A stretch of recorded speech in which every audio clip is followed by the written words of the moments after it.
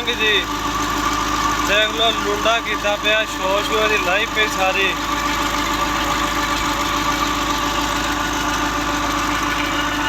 दुकान ते लगा खड़ा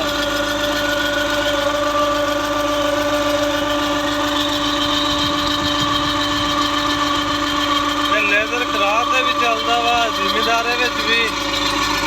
बैटर कोई फुल गेट दा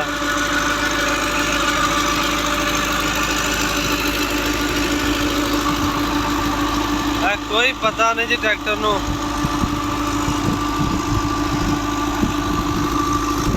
बिल्कुल सुकून ना खड़ा वा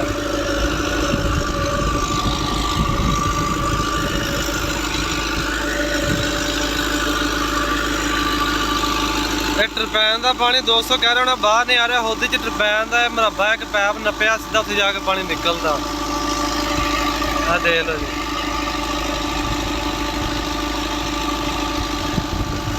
दबंग ट्रैक्टर आ 16 मॉडल आ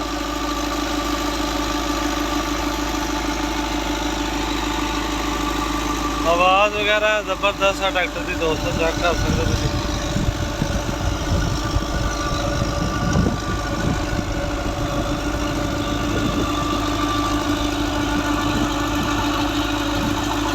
शो उन्होंने ला के रखी पी जी मुकम्मल ही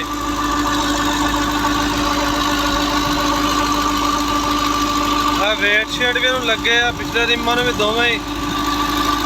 अगे भी सारे लगे हुए हैं कोई लीकेज नहीं आ गई ट्रैक्टर की खुश्क ट्रैक्टर आ टायर बिल्कुल 16 ने तुसी कह लो टायर